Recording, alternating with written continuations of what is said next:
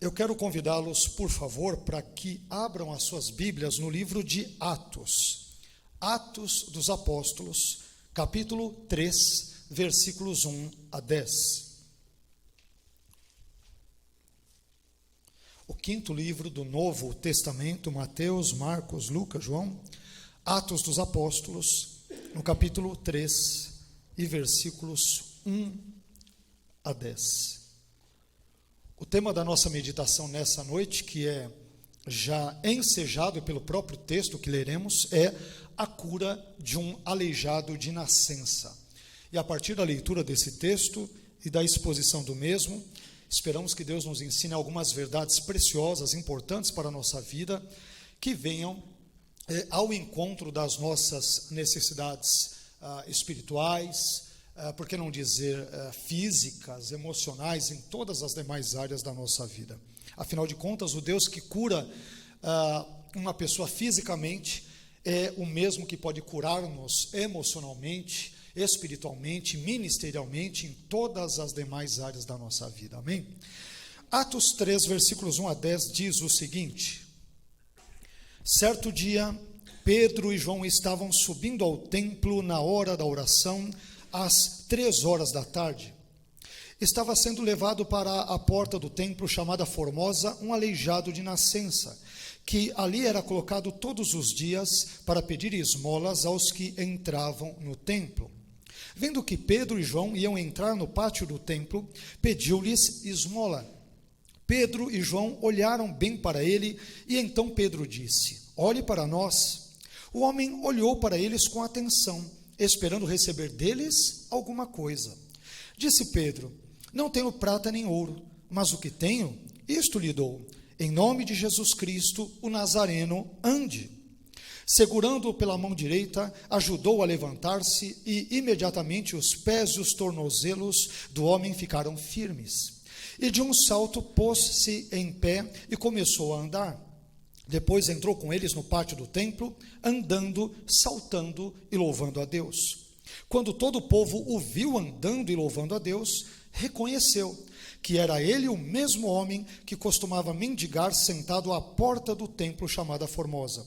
Todos ficaram perplexos e muito admirados com o que lhe tinha acontecido. Amém? Vamos agradecer a Deus e vamos pedir-lhe que fale conosco por meio desse texto antigo, mas jamais ultrapassado. E um texto que Deus, de fato, que Ele use para falar a minha vida e a sua vida nessa noite. Pai, nós queremos exaltar, bendizer, glorificar o Seu nome. Queremos suplicar a Sua bênção, a Sua direção nesses assuntos sobre os quais falaremos a partir de Atos, capítulo 3, versículos 1 a 10. Estamos aqui reunidos com a Sua igreja. Te louvamos, Senhor, pela oportunidade, pelo privilégio que é podermos estar na Sua casa presencialmente, depois de termos enfrentado momentos pandêmicos tão difíceis que causaram tantos males, tantos transtornos a muitos não apenas de nós mesmos, mas de amigos, familiares, pessoas queridas e assim por diante. Obrigado, Senhor, portanto, porque é uma dádiva podermos nos reunir aqui presencialmente para termos comunhão com o Senhor, com o nosso irmão e para podermos ouvir a Sua palavra e sermos por ela instruídos. Abençoe a nossa vida e que o Senhor nos conduza em todas as coisas neste momento e que isto seja para a glória do Seu nome e para a edificação da nossa fé. É o que te pedimos, agradecidos, em nome do Seu Santo Filho, do Seu eterno Filho Jesus. Amém. Amém? Deus abençoe, meus irmãos, podem se assentar. Como disse, o tema da nossa mensagem, que é evidente ao lermos esta passagem de Atos 3, versículos 1 a 10, é a cura de um aleijado ou de um paralítico, como queira, de nascença. É interessante que quando nós olhamos para Atos dos Apóstolos, Atos, ele vai funcionar como uma transição muito importante, quase que natural, entre os eventos descritos nos evangelhos, tanto sinóticos, Mateus, Marcos e Lucas, quanto o evangelho de João, E aí, no capítulo 1, nós teremos uma série de descrições sobre as últimas interações entre Jesus e os seus discípulos, um pouco antes dele ser assunto aos céus, dele ascender aos céus. No capítulo 2, nós vemos o derramamento do Espírito Santo, cumprindo a profecia de cerca de 650, 700 anos atrás de Joel. E agora, no capítulo 3, esse é o capítulo que o autor, e não apenas o autor, mas o médico Lucas, escolhe para, digamos que, inaugurar o primeiro desses milagres que são realizados, obviamente por Deus, mas pelo intermédio, pela instrumentalidade dos seus discípulos, particularmente 2 deles, Pedro e João. E esse milagre, sem dúvida alguma, deve ter chamado a atenção de Lucas, enquanto médico, porque nos descreve um caso muito interessante, eu imagino que muito interessante, especialmente para ele que era médico, porque envolve o problema de alguém que tinha uma doença congênita, uma pessoa que já nasceu ali paralítica, e que, portanto, já nasceu aleijada e não tinha condições de andar desde o seu ventre, desde o ventre da sua mãe, melhor dizendo, desde o seu nascimento. E isso chama a atenção de alguém que não era apenas um seguidor de Jesus, não é apenas um escritor bíblico, mas é um médico. Então, isso deve ter causado um interesse particular e especial para Lucas. Olha como Jesus é grandioso. Olha como ele é poderoso, como ele é maravilhoso. Ele viveu entre nós, ele pregou vários sermões, ele curou pessoas, ele restaurou vidas, ele morreu na cruz, ele ressuscitou, ele ascendeu aos céus, enviou o Espírito Santo. E olha só que coisa interessante, 2 dos seus discípulos, com base nesse mesmo nome de Jesus, com base na autoridade de Jesus, conseguem, pela graça de Deus, pela intervenção de Deus, e não por eles mesmos, curar um homem que congenitamente sempre viveu paralítico. Ele não sabia o que era andar literalmente com os próprios pés, com as próprias pernas. Isso obviamente chamaria a atenção de qualquer pessoa, sobretudo de um médico. E talvez seja por isso que Lucas deseje começar ali Atos, já no 3º capítulo, descrevendo um milagre tão estupendo, tão majestoso, tão grandioso como é este milagre, e como são, obviamente, todos os demais milagres realizados por Jesus. E esse milagre, ele ocorre ali nas cercanias, ali nas vizinhanças do Templo de Jerusalém. O Templo de Jerusalém, meus irmãos, ele era o centro da vida religiosa e social dos judeus e também dos primeiros cristãos. Não nos esqueçamos de que os primeiros cristãos eram judeus. E é por isso que nós vamos ver Pedro e João tendo horários certos para ir ali orar no templo. Às 9 horas da manhã, ao meio-dia, às 3 horas da tarde. Este último caso é o presente aqui no texto, porque essas práticas, elas eram judias, elas eram judaicas, não eram práticas gentílicas. Isto significa que os primeiros cristãos, ao serem oriundos do judaísmo, eles não se desvencilharam totalmente de práticas judaicas, mesmo porque eles eram judeus. Então, aquilo que não implicava, por exemplo, numa disparidade entre, por exemplo, o cristianismo e práticas judaicas, eles faziam questão de implementar na sua vida diária.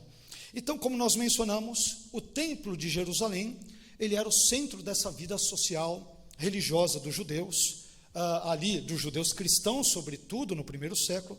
E aí, muitos dos principais acontecimentos do dia a dia se davam em torno do templo. E aqui, meus irmãos, Lucas narra mais um dos diversos milagres ocorridos nas proximidades, ali nas adjacências do templo. E esse fato, aqui descrito, deve ter ocorrido possivelmente, provavelmente por volta do final da década de 20 ou do ano 30, mais ou menos, da nossa era cristã. E ao lermos esse texto de Atos, no capítulo 3, e versículos 1 a 10, podemos aprender pelo menos 6 importantes verdades relacionadas à vida cristã, que eu gostaria agora de compartilhar com os irmãos.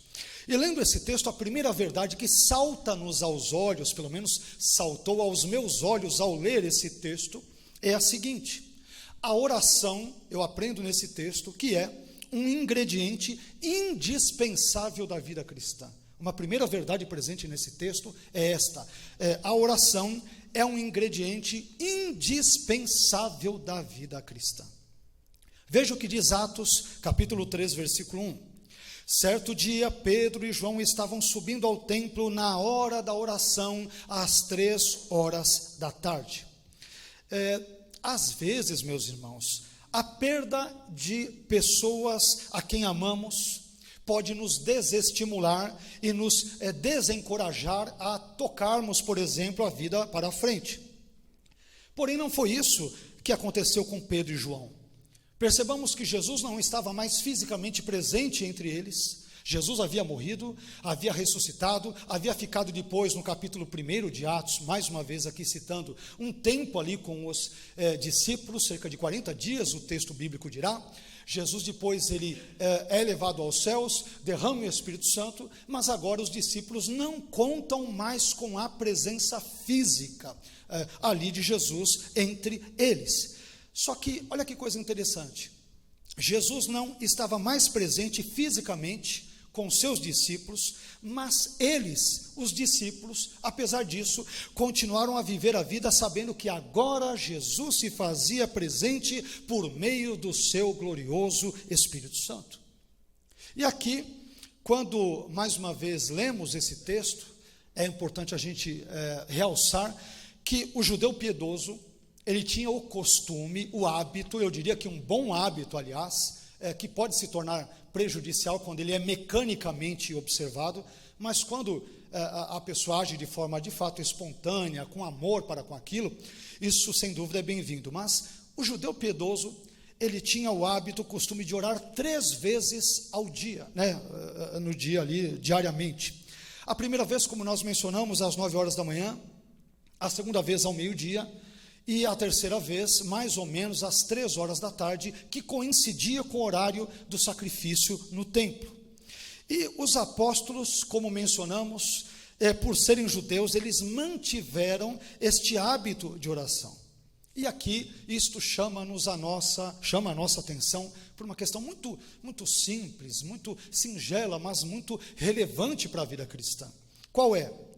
Às vezes podemos correr o risco, e eu já disse isso em outras circunstâncias, sendo cristãos, corremos o risco, devido a essa correria toda do dia a dia, de falarmos muito sobre Deus, mas concomitantemente de falarmos pouco com Ele. Falamos sobre Deus na igreja, quando nós cantamos hinos, cânticos, corinhos, quando, por exemplo, uma mensagem como esta ela é transmitida, é pregada, corremos o risco, sendo cristãos evangélicos, de discorrermos sobre Deus, de participarmos de muitos debates teológicos, sobretudo hoje nas redes sociais, nas mídias sociais, mas ao mesmo tempo, devido à vida conturbada, complexa, corrida, repleta de afazeres, de compromissos, corremos o risco de não falarmos com Ele, corremos o sério risco de não orarmos a Deus. E por que, meus irmãos, afinal de contas, a oração é um ingrediente importante da vida cristã? Essa pergunta é até uma pergunta muito óbvia, Até a resposta para ela é óbvia, mas vivemos em época em que nós devemos falar sobre essas coisas. Então, por que a oração é um ingrediente importante da vida cristã? Eu diria que a oração é um ingrediente importante da vida cristã por pelo menos 3 razões, entre outras tantas que poderíamos citar. Primeira razão, a oração é importante porque quando nós oramos, nós reconhecemos a existência de Deus. A oração dirigida a Deus, por razões óbvias, por razões lógicas, ela pressupõe que Deus existe, ela pressupõe que Ele é uma pessoa real, e portanto quando nós oramos a Deus, nós estamos admitindo que Ele é real e que Ele existe, que Ele está presente.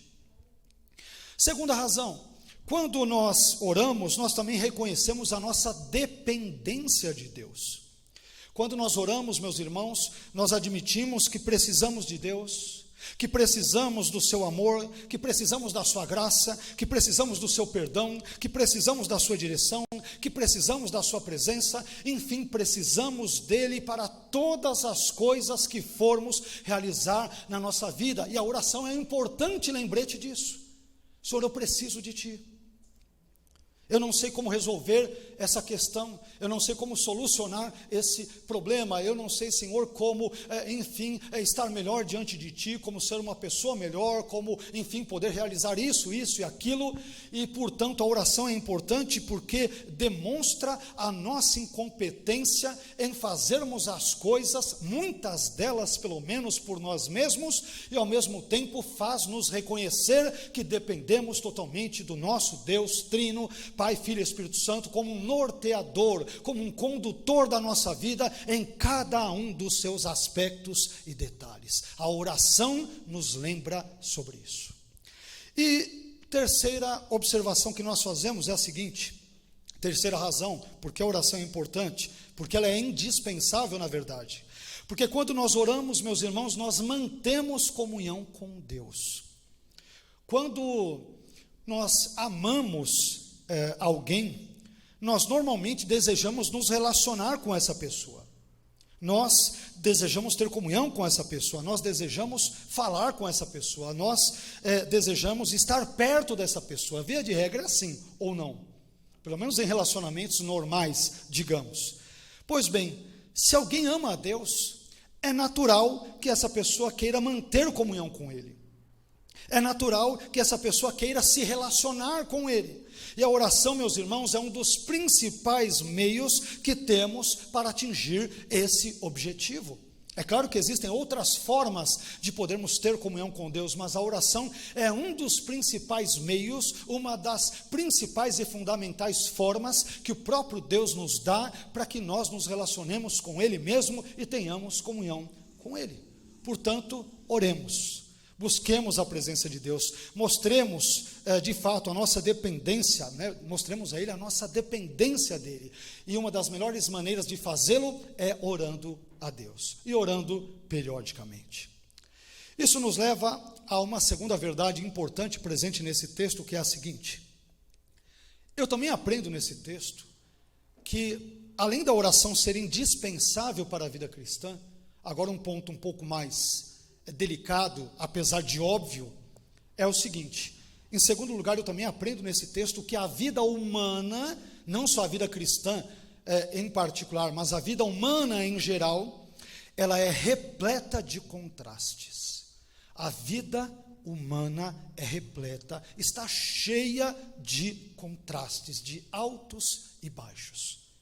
E sabe com quem acontece isso? Com todo mundo, comigo e com você. Todos nós, mais cedo ou mais tarde, em maior ou menor grau, em situações talvez mais fáceis ou mais difíceis, todos nós, sem exceção, neste mundo, nessa condição terrena em que nos encontramos, sempre iremos, mais cedo ou mais tarde, experimentar profundos contrastes na nossa vida. Isso é normal, sobretudo no contexto de um mundo pós-queda. Ninguém escapa a isso. Ninguém é ninguém mesmo.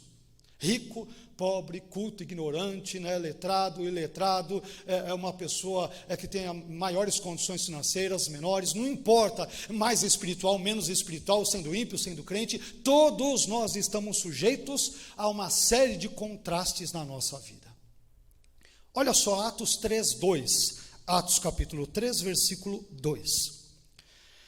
Estava sendo levado para a porta do templo chamada Formosa.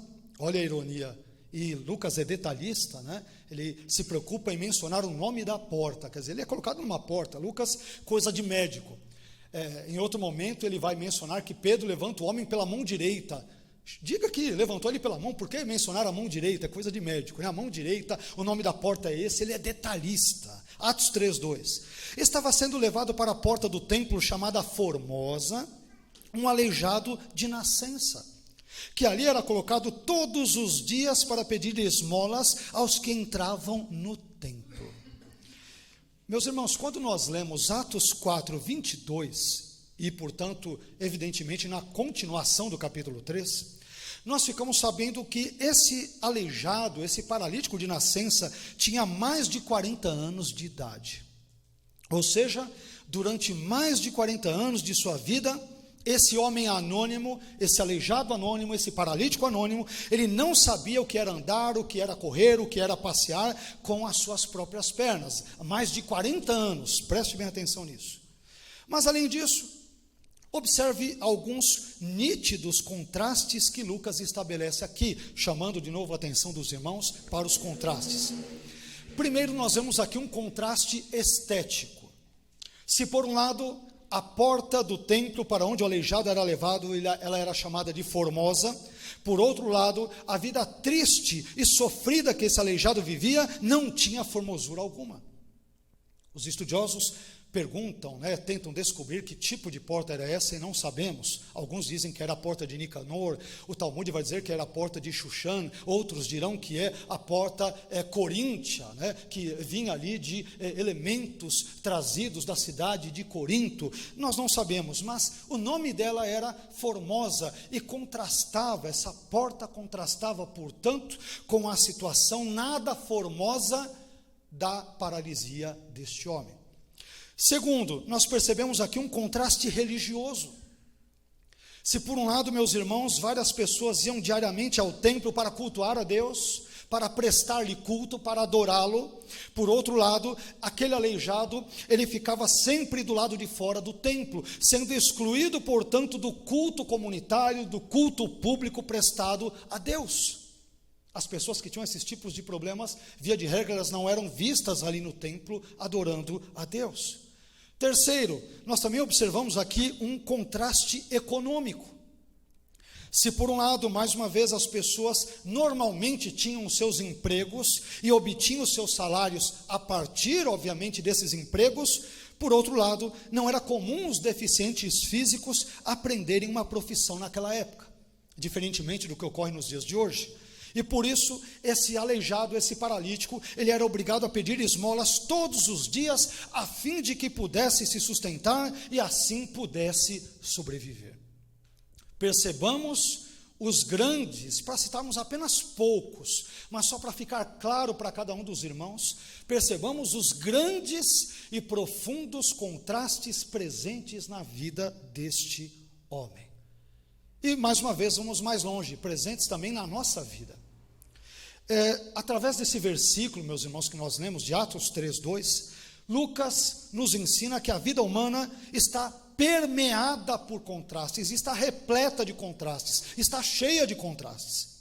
Enquanto alguns têm muito, outros têm pouco. Enquanto alguns têm saúde, outros estão doentes. Enquanto alguns têm emprego, outros estão desempregados. Enquanto alguns ainda estão vivos, outros já partiram para a eternidade. Enquanto alguns estão passando, por exemplo, por uma boa fase na vida, outros estão neste exato momento passando por uma fase difícil na sua vida. Em todas as áreas. E diante de situações tão difíceis e tão, ao mesmo tempo, complexas como estas, como nós devemos agir? Essa é uma pergunta importante. Poxa, pastor, o senhor falou que nós temos contrastes, tá bom, mas eu sei disso, mas e aí, biblicamente, como que eu posso agir diante desses contrastes que nos angustiam, que tiram o nosso sono, que nos apavoram, que nos amedrontam, que nos deixam perplexos, que atrapalham a nossa vida? Como agir diante de tamanhos contrastes que acometem frequentemente a vida de cada um de nós, de réis seres mortais como eu e você? Como agir? Eu diria que diante de um cenário como este, devemos agir pelo menos de duas formas. Em primeiro lugar, devemos olhar para esses contrastes como parte inevitável da experiência humana pós-queda.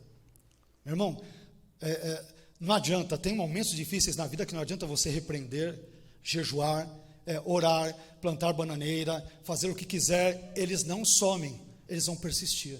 Porque fazem parte, inevitavelmente, da nossa existência, da nossa experiência humana num contexto pós-queda. Pode orar em línguas, pode fazer o que você quiser, e muitas vezes, nada vai mudar. Eclesiastes, no capítulo 13, versículo 1, ele diz que Tudo tem o seu tempo determinado e há tempo para todo o propósito debaixo do céu, na nossa vida aqui. E depois de dizer isso, no capítulo 13, versículo 1 de Eclesiastes, o autor irá alistar uma série de contrastes que nos acometem durante a nossa jornada terrena. O que ele vai dizer?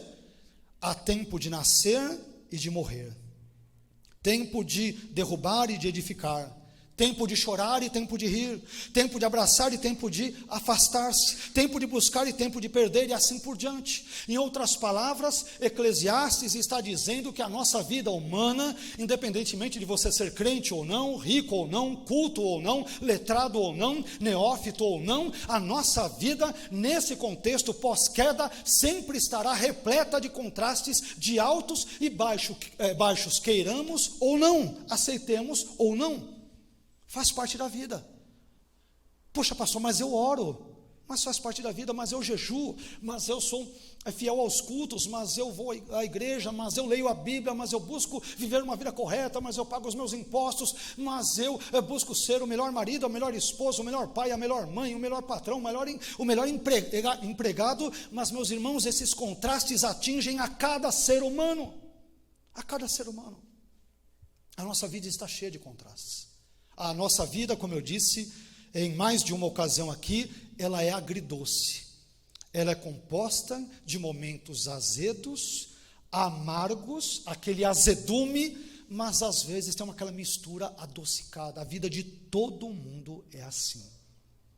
O problema é que talvez alguns estejam passando por momentos mais amargos, que depois darão lugar para momentos mais doces, talvez 50%, 50%, talvez 70%, 30%, talvez 80%, 20%, talvez às vezes 90%, 10%, mais amargos do que doces, mas nós passamos por isso, faz parte da experiência humana experimentarmos contrastes na nossa vida. Segundo, devemos olhar para esses contrastes com o olhar da fé. Em 2 Coríntios, capítulo 5 e versículo 7, o apóstolo Paulo diz que nós cristãos andamos por fé e não por vista. Por um lado, olha que coisa interessante, parece até paradoxal, parece meio contraditório aqui o que eu disse. Poxa, pastor, o senhor disse que nós devemos encarar a realidade. E como assim depois olhar pela fé? De fato, há uma tensão nisso. Então, por um lado, não devemos ignorar, como mencionamos, os contrastes inevitáveis da nossa experiência humana. Por outro lado, porém, devemos lançar o olhar da fé sobre todos esses acontecimentos, bons e ou maus, cientes, todavia, e aí que entra o elemento da fé, cientes de que há um Deus que nos guia e que um dia todos esses contrastes terrenos, eles serão superados quando formos ressuscitados e vivermos com o Senhor na eternidade para todo sempre. Esses contrastes são coisas desta vida pós-queda e pré-ressurreição. Eles não durarão para sempre. No tempo certo eles acabarão. Mas pastor, como que eu sei disso? Andemos por fé e não por vista. Se andarmos só por vista, iremos nos desesperar. Mas se crermos na palavra de Deus e no Deus da palavra, seremos abençoados, fortalecidos e renovados para a glória do Senhor Jesus. Amém? Mas até que esse dia chegue, meus irmãos, não se esqueça de que a vida humana é repleta de contrastes. Não é só a vida desse paralítico, é a minha vida, a sua vida, a nossa vida está cheia de contrastes. E o pior cego é aquele que não os vê. Não, pastor, eu vou repreender esse problema que faz de conta que ele não está ali. Não adianta. Nós não vencemos certos problemas ignorando-os.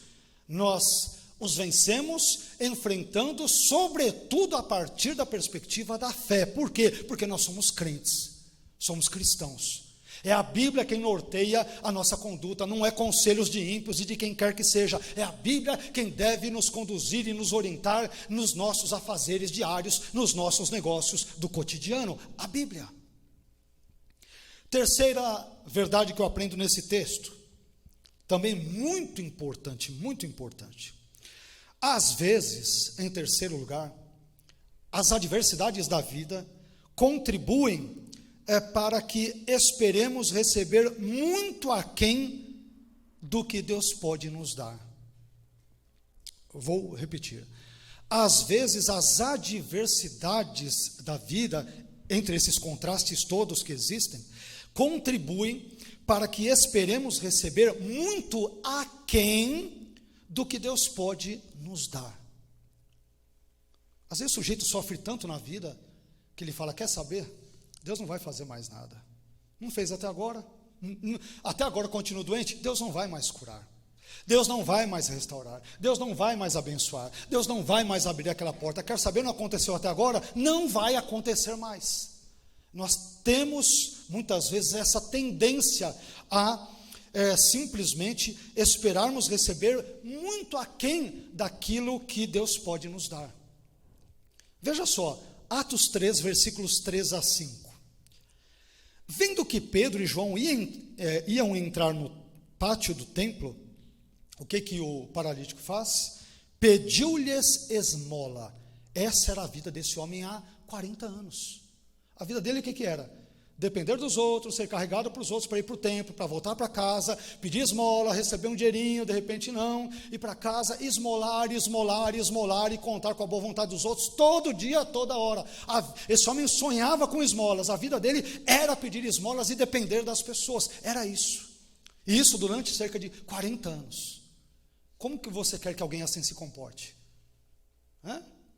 A vida do homem era essa. Não andou a vida inteira. Quer saber? Deus não me curou até agora, não vai curar nunca mais. Não fez nada na minha vida até agora, não vai fazer mais.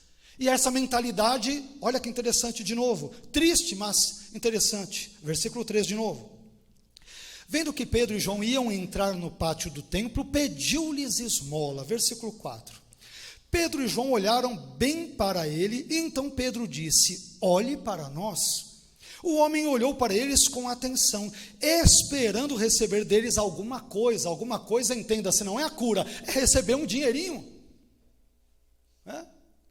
Deus poderia fazer, e fez, muito mais daquilo que ele esperava, ou almejava na vida, porque, irmãos, durante 40 anos sem andar, quer saber? Não andei até agora, não vou andar mais. Deu tudo errado na minha vida até agora, por que vai começar a dar certo? À medida em que o tempo passa, os anos vão avançando, e certos problemas da nossa vida não são resolvidos, a tendência natural, talvez da maioria dos seres humanos, é desanimar, é entregar os pontos, é jogar a toalha, falar, quer saber? Acabou. É assim mesmo, a vida é assim. Alguns talvez dirão, não cristãos, é evidente, talvez isto seja o meu karma. Eu nasci com esse propósito, nunca deu nada certo na vida, vai continuar a não dar certo, é assim mesmo e acabou. Agora, certamente, meus irmãos, como eu mencionei, o fato deste homem ser aleijado de nascença, e o fato dele jamais esperar que pudesse ser curado da sua enfermidade, esses dois fatos contribuíram para que ele não esperasse receber de Pedro e de João outra coisa senão esmolas, senão moedas. A expectativa desse homem era apenas esmolas, dinheiro e nada mais do que dinheiro. E agora preste bem atenção ao que Deus está falando ao meu e ao seu coração na noite de hoje. Algumas vezes, algumas pessoas, ou muitas vezes, muitas pessoas também, por terem vivido, por exemplo, num ambiente familiar muito complicado e talvez muito violento a vida toda, podem ser tentadas a pensar que nunca poderão constituir um lar abençoado. Minha família sempre foi enrolada, problemática, complicada, alguns jovens talvez diriam zoada, para usar uma linguagem bem juvenil. Não deu certo até agora, não vai dar mais certo. Mas isso não é verdade. Outras pessoas, por sua vez, por terem experimentado um casamento conturbado há muitos anos, podem ser tentadas a imaginar que nunca poderão desfrutar de um matrimônio feliz, mas mais uma vez isso não é verdade. Outras pessoas ainda, por terem tido poucos recursos ao longo da sua vida, poderão pensar equivocadamente que nunca poderão construir um patrimônio melhor para elas mesmas e, por exemplo, para os seus filhos, mas isso igualmente, mais uma vez, não é verdade. Eu aprendo nesse texto, meus irmãos, que lemos, que Deus é poderoso para nos abençoar, contrariando as nossas próprias expectativas, como Ele fez na vida desse aleijado de Atos 3. Esse aleijado de Atos 3, ele esperava receber apenas algumas esmolas, mas Deus lhe deu a cura. Deus foi absolutamente superior, generoso, gracioso, contrariando as suas melhores e maiores expectativas. E da mesma forma, Deus pode abençoar a nossa vida, contrariando as nossas expectativas. Deus, ele pode restaurar o nosso casamento, contrariando os nossos cálculos. Deus, ele pode abençoar a nossa família, contrariando as nossas estimativas. Deus pode transformar o nosso relacionamento com Ele mesmo, contrariando os nossos próprios prognósticos a esse respeito. Enfim, Deus pode superar as nossas maiores e melhores expectativas com o seu poder, com a sua graça, com a sua bondade e com o seu amor. Deus pode superar as nossas expectativas. Podemos esperar moedas, quando na verdade Ele tem cura para nós. Às vezes nós esperamos tão pouco, porque estamos tão calejados da vida, né, pastor? O senhor não sabe quanto eu tenho sofrido no meu casamento, na minha família, no meu trabalho, com vizinhos, talvez com familiares, num ministério talvez de onde eu vim, pessoas muito sofridas que porque apanharam tanto da vida, desses contrastes da vida, desses altos e baixos da vida, continuam sempre a desejar apenas esmolas, porque não esperam mais que Deus possa curá-las, não esperam mais que Deus possa fazer algo muito além daquilo que elas efetivamente ali precisam. Mas Deus pode fazer isso na minha vida e na sua vida. Talvez você, meu irmão, tenha apanhado da vida, tenha sido judiado pela vida, tenha experimentado uma série de adversidades na vida, e quem de nós não as experimenta? Quem de nós? Mas ouse confiar em Deus na noite de hoje, crendo que Ele é poderoso para dar além do que simples esmolas. Ele pode nos curar, Ele pode nos transformar, Ele pode nos abençoar, Ele pode nos restaurar, Ele pode nos vivificar, Ele pode nos encher com o seu Espírito Santo e pode transformar por completo a nossa vida. Ele pode superar as nossas pequenas expectativas sobre a nossa própria vida. Ele pode superar isso, como Ele superou as expectativas desse homem. Esse homem esperava esmolas e Deus o curou. Amém? Que Deus maravilhoso, né? Se Deus fosse agir conforme as nossas expectativas, eu era o primeiro, nós estaríamos perdidos. Ainda bem que Deus supera, Ele é grandioso, é gracioso, é generoso, é todo poderoso. Enfim, vamos agora quase que caminhando para o final, temos ainda alguns pontos, mas em quarto lugar, outra verdade importantíssima presente nesse texto, em Atos 3, é a seguinte. Preste muita atenção mais uma vez nesse ponto. Quarto ponto, quarta verdade. A falta de recursos humanos pode pavimentar o caminho para que Deus entre em ação com seus recursos divinos. A falta de recursos humanos, em quarto lugar, pode pavimentar o caminho para que Deus entre em ação com os seus recursos, os recursos dele, os recursos divinos. Esse texto é muito interessante. Por favor, se puder, acompanhe comigo. Atos 3, versículos 6 e 7. Olha que texto interessante. Disse Pedro, versículo 6, quando o aleijado pede-lhe uma esmola. Disse Pedro, não tenho prata nem ouro. Chega para ele, rapaz, no meu Pix, não tenho cartão, não tenho Pix, não tenho nada. Eu saí sem nada de casa hoje, não tenho nada. Só vim para orar a Deus. Aqui no templo, não tenho nada para dar, não tenho nada, não tenho dinheiro, não tenho Pix, não tenho cartão, não tenho nada, né? Não tenho prata nem ouro, mas o que tenho, isto lhe dou, em nome de Jesus Cristo Nazareno, ande. E aí Lucas, de novo, com aquele olhar de médico, segurando-o pela mão direita, poderia ter dito simplesmente segurando-o pela mão, mas médico, né? Então, segurando-o pela mão direita, ajudou-o a levantar-se, e imediatamente os pés e os tornozelos do homem ficaram firmes. Isso deixou Lucas espantado. Ele falou, vou escrever isso no livro de Atos. Médico, o sujeito era paralítico de nascença, ele começou a andar, e começou a cantar e saltar e entrar no templo. Que coisa fenomenal, como Jesus é maravilhoso. Eu vou escrever isso no livro de Atos. Irmãos, preste bem atenção ao que Deus vai nos falar nesse momento.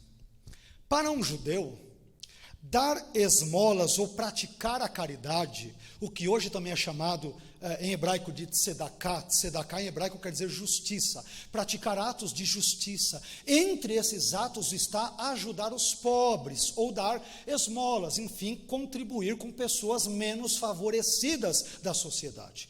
Então, para um judeu, dar esmolas ou praticar a tzedaká, praticar a caridade, era e continua sendo uma das formas de cumprir a lei de Deus. Então, um judeu piedoso, um judeu que segue a Torá, que ama o Senhor, ele vai fazer isso.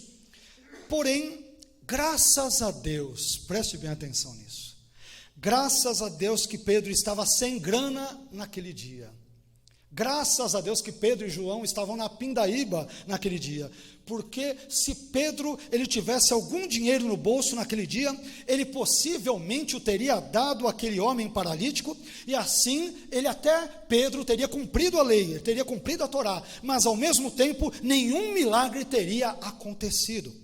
Sendo assim, observe comigo o que aconteceu aqui. A falta de dinheiro por parte de Pedro e de João naquele dia criou oportunidade para que o milagre ocorresse. Bendito o dia em que Pedro estava sem dinheiro, mas não estava sem fé, e muito menos estava sem Jesus. Bendito foi esse dia. Amém? Sabe o que nós podemos aprender aqui? Isso me ensina uma importante e sublime verdade muito prática, que todo cristão, eu acho que mais cedo ou mais tarde, já passou por isso ou irá passar por isso. Qual é a verdade? Às vezes, Deus permite que os nossos recursos humanos se acabem, que os nossos recursos humanos se esgotem, que os nossos recursos humanos terminem, para que então, e só então, os seus recursos divinos entrem em ação. Às vezes, meus irmãos, Deus permite que percamos a esperança em nós mesmos e no homem, a fim de que esperemos nele.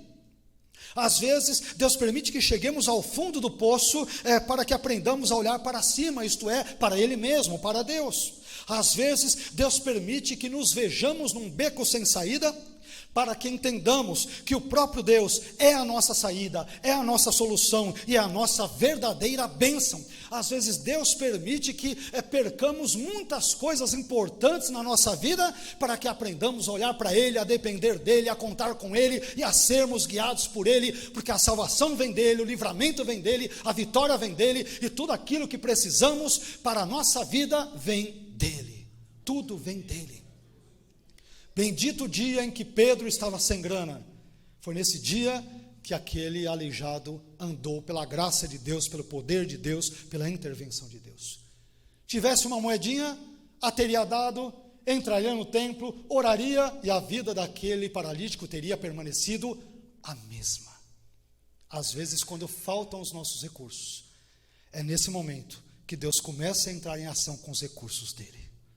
Quando não temos mais nada, quando nos vemos sem chão, esse é o momento propício para que Deus seja exaltado e haja em nossas vidas e faça algo que nós, humanamente falando, jamais conseguiríamos muitas vezes fazer, para que a glória seja dele, o louvor seja dado somente a ele, somente a ele. Por isso, não se esqueça de que a falta dos recursos humanos pode pavimentar o caminho para que Deus entre em ação com seus recursos divinos. É uma das lições que também podemos aprender nesse texto. Quinta verdade, caminhando quase que agora sim para o final, em penúltimo lugar, separamos 6 verdades, esta é a quinta. Quinta verdade, que eu aprendo em Atos 3, 1 a 10, é a seguinte: Deus, em última análise, é a origem de todas as nossas bênçãos. Deus, em última análise, é a origem, a fonte, o nascedouro, a causa, a razão de todas as nossas bênçãos. Veja o que diz Atos 3, 8. E de um salto pôs-se em pé e começou a andar. Depois entrou com eles no pátio do templo, andando, saltando, e o finalzinho diz, e louvando a Deus. Olha só, depois de ser curado, o ex-aleijado, o ex-paralítico, Em vez de correr em direção à sua família, ele corre em direção ao templo. Sabe por quê? Porque ele queria agradecer a Deus pela cura obtida. Esse homem tinha um negocinho no seu coração que se chamava gratidão, agradecimento, reconhecimento. Eu estava há mais de 40 anos, congenitamente falando, sem poder andar, desesperançoso, e Deus poderosamente me curou. Eu vou ao templo agradecer a esse Deus e reconhecê-lo como aquele que abençoou a minha vida e me curou. Os muitos anos, meus irmãos, graças a Deus por isso, os muitos anos de paralisia física, felizmente, eles não haviam paralisado a capacidade desse ex-paralítico de expressar a sua gratidão àquele que o havia efetivamente curado, que foi Deus. Vejamos aqui mais uma coisa simples, mas importante. Por um lado, é verdade que esse aleijado de nascença, esse paralítico de nascença, ele foi curado pela instrumentalidade de dois homens, isto é, Pedro e João. Por outro lado, é igualmente verdadeiro que esse aleijado só foi curado porque Deus, em última análise, como dissemos, foi a causa, a fonte, a origem, o nascedouro e a razão da sua cura. Isto significa dizer que o homem pode pregar o evangelho ao pecador, mas é Deus quem converte o pecador. O homem pode orar pela cura dos enfermos, mas é Deus quem cura os doentes. O homem, ele pode acordar cedo para trabalhar, mas é Deus quem dá a saúde e as condições para acordarmos cedo e podermos trabalhar. O homem, ele pode plantar e regar a terra, mas é Deus quem dá o crescimento à semente. Enfim, nós homens podemos fazer muitas coisas, mas se Deus não abençoar a obra das nossas mãos, nada dará certo, absolutamente nada dará certo. E é por isso que esse homem entra no templo louvando, não a Pedro, não a João, não ao Sinédrio, não à religião judaica, não à teologia judaica, mas ao Deus que por intermédio desses homens, João e Pedro, abençoou a sua vida com cura. Esse ex-aleijado sabia, meus irmãos, que Deus, em última análise, era a pessoa que estava por trás da sua cura física. Tanto quanto devemos reconhecer, devemos admitir que Deus, em última análise, é responsável por eu e você estarmos vivos aqui nesta noite. Ele é o responsável, em última análise, por todas as bênçãos recebidas, pela nossa saúde, por todas as coisas boas que temos. Evocando de novo o texto de Tiago 1,17, que às vezes cito, que diz: toda boa dádiva e todo dom perfeito vem do alto, não vem de baixo, não vem da terra, não vem do homem, não vem do perito, não vem do especialista, por melhor que essas pessoas sejam nas suas áreas. A verdadeira dádiva, toda verdadeira e boa dádiva vem de Deus. Como veio a cura desse paralítico e como vêm as bênçãos que alcançam a minha e a sua vida, todas elas têm origem em Deus. Deus é a fonte de todas as coisas boas que tivemos, que temos e que ainda eventualmente teremos. Deus é a fonte de tudo isso. Finalmente, em sexto e último lugar, meus irmãos, sexta verdade que eu aprendo nesse texto é a seguinte, tem tudo a ver com a quinta agora vista, e a sexta verdade é: só Deus, somente Deus, pode proporcionar um final feliz à nossa história. Somente, aliás, essa é uma tônica de toda a Bíblia, não exclusiva de Atos, mas presente no Antigo e Novo Testamentos. Somente Deus e mais ninguém pode proporcionar um final verdadeiramente feliz à nossa história. Por favor, se quiser, leia comigo Atos 3, versículos 9 e 10, o finalzinho da passagem, que diz o seguinte: quando todo o povo o viu andando e louvando a Deus, versículo 10, reconheceu que era ele o mesmo homem que costumava mendigar, sentado à porta do templo chamada Formosa. E o que acontece? Todos ficaram perplexos e muito admirados com o que lhe tinha acontecido. Depois nós vamos ver que, com base nessa ocorrência desse milagre, Pedro pregará um sermão e cerca de 3.000 pessoas se converterão, depois do que aconteceu com este homem aqui, com esse paralítico. Olha que interessante. A história desse ex-aleijado, meus irmãos, começou de forma muito triste, mas terminou de forma feliz. No início da história, como vimos, esse homem é retratado como uma pessoa aleijada, como um pedinte e como uma pessoa sem nenhuma perspectiva de um futuro promissor, de um futuro melhor, de um futuro mais feliz. Porém, no final da narrativa bíblica, porque Jesus entrou na vida dele, ele pode então ter uma história com um final, aí sim, feliz. Somente Deus, ele pode proporcionar um final feliz à minha e à sua história. Somente Deus, meu irmão, ele pode proporcionar um final feliz ao meu e ao seu casamento. Somente Deus pode proporcionar um final feliz à minha e à sua família. Somente Deus pode proporcionar um final feliz à minha e à sua existência. Por isso, que Deus seja o centro da nossa vida e que todas as coisas girem e gravitem em torno dele, hoje e sempre. Amém? Eu gostaria de concluir essa mensagem como tenho feito nos últimos meses, recapitulando brevemente as 6 verdades que aprendemos na noite de hoje com base em Atos 3, versículos 1 a 10. Primeira verdade: a oração é um ingrediente indispensável da vida cristã. Meu irmão, ore, busque a Deus e Ele vai abençoar a sua vida. Segunda verdade: a vida humana é repleta de contrastes, mas não se esqueça que Deus não está alheio aos mesmos. Deus estará com você, presente na sua vida, em meio a esses contrastes. Terceira verdade: às vezes as adversidades da vida contribuem para que esperemos receber muito aquém do que Deus pode nos dar.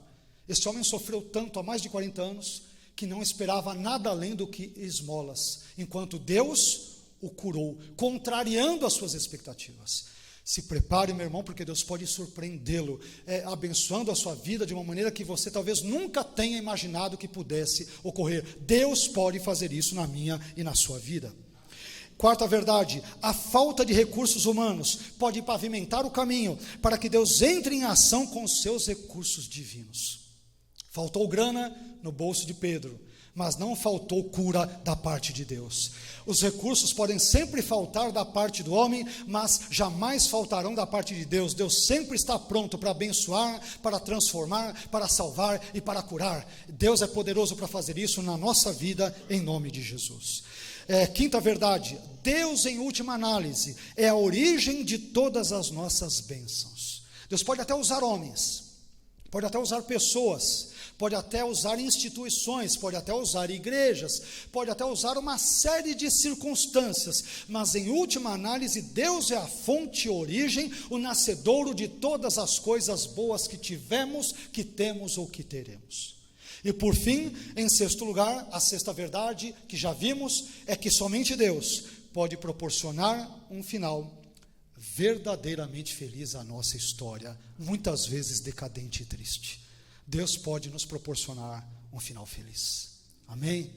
E isso não é conto de fadas, não é história do Sherlock Holmes, não é conto da carochinha. Isso é palavra de um Deus que se preocupa com a minha e com a sua vida, e que está interessado nos afazeres humanos, e que é poderoso para nos transformar nessa noite, para a glória do seu santo, eterno e bendito nome. Amém? Você crê nisso? Então quero convidá-lo, por favor, para ficar em pé, para que nós oremos em nome de Jesus.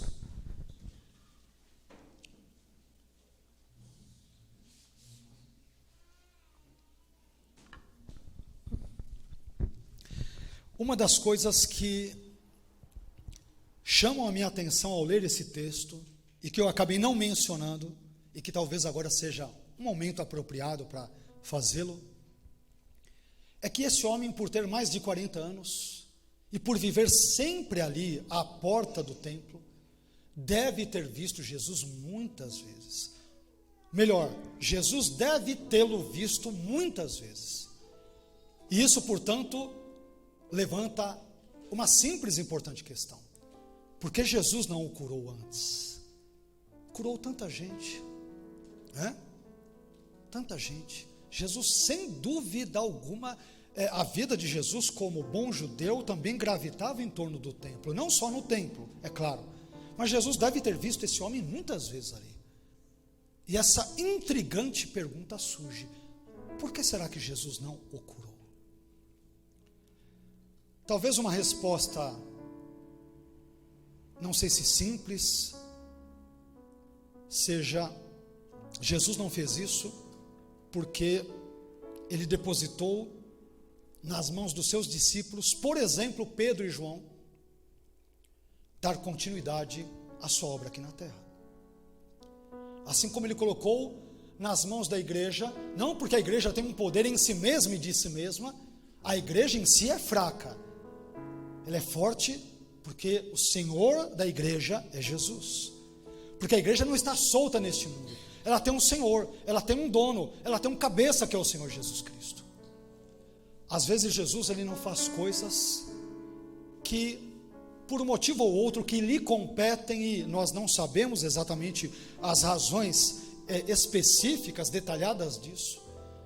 Ele não realiza certas coisas porque conta conosco, não porque ele precise de nós.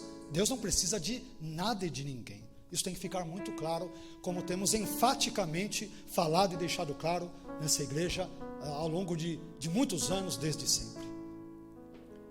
Mas às vezes Jesus não realiza um milagre na vida de alguém porque ele pode querer fazê-lo pela instrumentalidade dos seus discípulos, ou, por que não dizer, da sua igreja.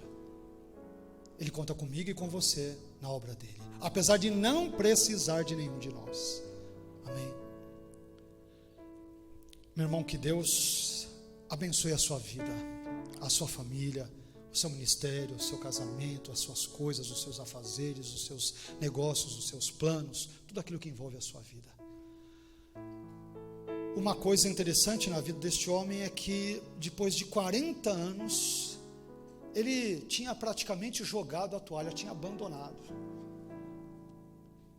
A única esperança dele era receber um pouquinho mais de dinheiro para pagar talvez as suas contas, ajudar a família, comprar o pão do dia a dia.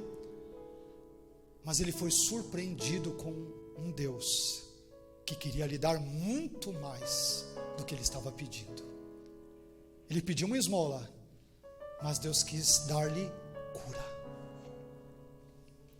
Às vezes, de novo, porque fomos judiados pela vida, em várias áreas, família, casamento, negócios, trabalho, educação, ministério, tudo.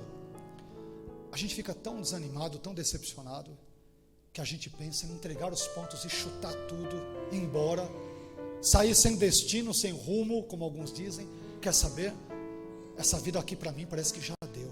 Tudo só dá errado na minha vida, na minha família, trabalho, às vezes casamento, às vezes estudos, às vezes planos, às vezes viagens, às vezes sonhos. Eu sonhei tanto e parece que Deus quis que os meus sonhos fossem sepultados. 40 anos nessa vida, foi. Lembrando que naquela época o homem bíblico, naquele período, ele vivia muito menos. 40 e poucos anos é como se ele estivesse no auge da vida. Pensou: eu vou descer à sepultura e nunca vou saber o que é andar. Mas Deus contrariou, positivamente falando, as melhores expectativas daquele homem. Esperava esmolas e Deus o curou. Meu irmão, eu não sei o que você está esperando de Deus. Esperanças legítimas. E talvez você tenha sofrido muito na vida, e isso tenha te desesperançado o seu coração. Poxa, pastor, eu estou desanimado com tudo nessa vida. Talvez você tenha até pensado, talvez, em dar cabo à própria vida. Tamanhas decepções, desânimos e frustrações, umas atrás das outras, que é só paulada, só cacetada, só notícia ruim. A boa notícia, meu irmão, é que Deus pode restaurar a sua vida. Ele pode restaurar a sua família, Ele pode restaurar os seus sonhos, Ele pode restaurar a sua relação com Ele mesmo, com Deus, que é o mais importante de tudo. Deus pode fazê-lo. Mas pastor, os meus recursos se esgotaram. Ótimo. Quando os nossos recursos humanos se esgotam, Deus entra com providência com os dele. Não há escassez da parte de Deus. Os seus recursos são sempre inesgotáveis, sempre, sempre. Amém? Feche os seus olhos. Peça para que Deus visite o seu coração agora. Talvez uma área na qual você tenha estado tão traumatizado por várias razões. Eu não sei, você as conhece, você as sabe. Coloque para fora. Fale para Deus. Não tenha vergonha, meu irmão, não tenha receio de falar com o Pai. Ele quer te abençoar. Ele quer transformar a sua vida. Ele quer sobretudo te salvar. Nos salvar. Pai, eu quero te agradecer nessa hora, por essa palavra abençoada e abençoadora que o Senhor permitiu-nos que compartilhássemos com a sua igreja, da qual o Senhor, ó Senhor Jesus, é o cabeça, é o dono. A igreja é tua, Senhor, não é de homens, não é de ministérios, não é de teólogos, não é de pastores, senão do sumo pastor que és tu mesmo, ó Senhor Jesus. Essa igreja é tua, Senhor. Senhor, eu não sei o que os meus irmãos podem estar passando, ou têm passado de uns tempos para cá, no seu casamento, na sua família, nos relacionamentos, talvez no trabalho, talvez na relação contigo, Senhor, problemas particulares em termos ministeriais, espirituais, inquietações. Ah, Senhor, olha para a vida do meu irmão, da minha irmã. Tu nos conheces melhor do que a nós mesmos, do que o melhor psicólogo, o melhor psicanalista deste mundo, o mais douto, o mais letrado, o mais capaz, o mais estudado. O Senhor é melhor do que todos eles, Senhor, porque Tu nos criastes com as Suas próprias mãos. Tu sabes como agir em nossa vida, Tu sabes daquilo que nós precisamos, daquilo que eventualmente tem tirado o nosso sono, aquilo que tem nos proporcionado uma certa desesperança quanto a essa vida. Talvez como com a vida desse paralítico do texto que lemos, que só esperava esmolas, nada mais do que esmolas, moedas, dinheiro, esmolas, é só isso que ele esperava. Ele não contava que a sua graça, o seu agir, a sua providência pudesse superar as suas expectativas, que eram tão pequenas, eram tão baixas, de tanto que ele havia sofrido ao longo de mais de 40 anos sendo paralítico. Talvez alguns irmãos estejam em condição análoga, semelhante aqui nesta noite, Senhor. Sofreram tanto, foram tantas bordoadas da vida, foram tantas pauladas, tantos empurrões, tantas quedas, que pensaram em desanimar, pensaram que não dá mais pé, não vale mais a pena lutar, não vale mais a pena sonhar, não vale mais a pena brigar por isso. Ah, Senhor, visita o coração do meu irmão, da minha irmã, haja, Senhor, nessa vida. O Senhor pode realizar um milagre ali, como realizastes na vida deste paralítico. O Senhor pode realizar um milagre na nossa vida, na nossa família, nos nossos sonhos, nas nossas aspirações, em todas as áreas da nossa vida. O Senhor pode agir, e nós cremos que o Senhor pode agir, porque o Senhor é o Deus desse texto de Atos. O Senhor é o Deus do Antigo e Novo Testamentos. O Senhor é o Pai do nosso Senhor e Salvador Jesus Cristo. Ah, Senhor, nós cremos na sua intervenção, que o Senhor pode fazer uma obra poderosa em nossas vidas, e por que também não dizer através das nossas próprias vidas? O Senhor pode fazer, por mais que os nossos recursos tenham se esgotado, os seus recursos divinos são inesgotáveis. Ah, Senhor, entre com providência na vida do meu irmão, da minha irmã, e que o Senhor nos transforme, nos abençoe. Ah, Senhor, e que o Senhor de fato age em nossas vidas, porque carecemos, precisamos de um agir, de uma intervenção que venha do céu, que venha da sua presença sobre a nossa vida, Senhor. Te louvamos por isso, te louvamos por tudo que o Senhor falou nesta noite, e te pedimos que o Senhor continue a falar aos nossos corações e mentes, e continue a trabalhar em nosso meio, por favor. É o que pedimos ao Senhor, em nome de Jesus, amém.